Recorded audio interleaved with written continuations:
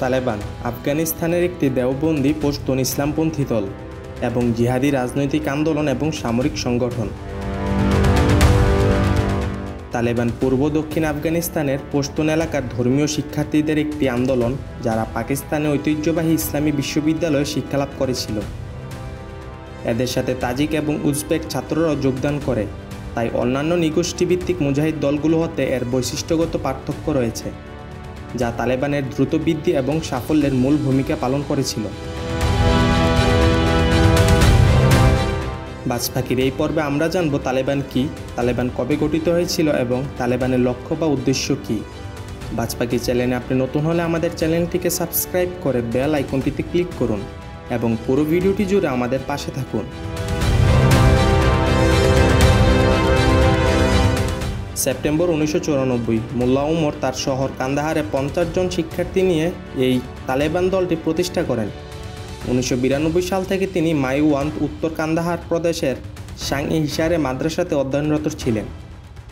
Communist শাসন উৎখাতের পর আফগানিস্তানে ইসলামী আইন প্রতিষ্ঠা না হওয়ায় তিনি অসন্তুষ্ট ছিলেন এবং তার দলের সাথে আফগানিস্তানকে যুদ্ধবাজ ও অপরাধীদের হাত থেকে মুক্ত করার অঙ্গীকার করেন।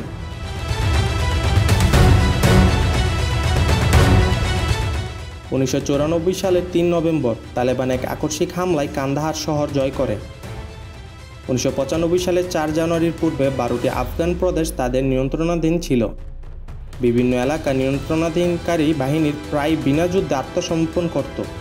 মোহাম্মদ উমরের কমান্ডাররা ছিল প্রাক্তন ছোট ইউনিটের সামরিক কমান্ডার এবং মাদ্রাসা শিক্ষক। তালেবানরা সে সময় জনপ্রিয় ছিল কারণ তারা দুর্নীতি ও অনাচার দমন করেছিল এবং রাস্তা ও এলাকাগুলো নিরাপদ করেছিল। তালেবানের মতাদর্শকে শরিয়া ইসলামী আইনের একটি উদ্ভাবনী রূপের সংমিশ্রণ হিসেবে বর্ণনা করা হয়েছে, যা পশতুন ওয়ালি নামে পরিচিত। পশতুন সামাজিক ও সাংস্কৃতিক নিয়মাবলীর সঙ্গে দেওবন্দি ইসলামাবাদের উপর ভিত্তি করে তৈরি করা হয়েছে, কারণ অধিকাংশ তালেবান পশতুন উপজাতিভুক্ত।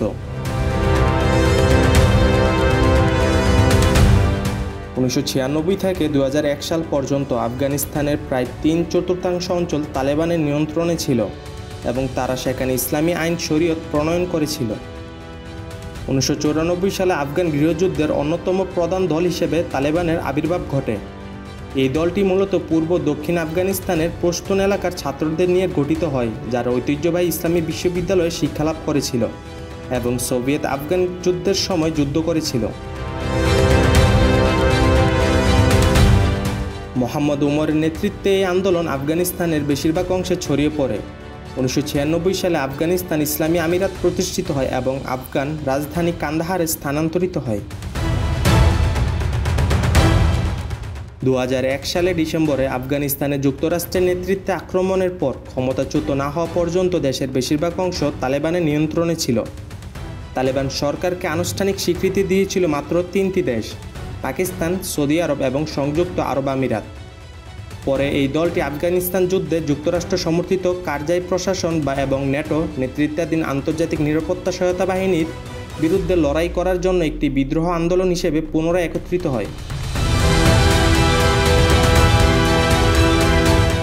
2021 সালে তালেবানের আক্রমণে আশরাফ গনি সরকারের পতন ঘটে এবং তালেবান সরকার দেশটির ক্ষমতা দখল করে একটি ইসলামী রাষ্ট্র হিসেবে প্রতিষ্ঠা করেন।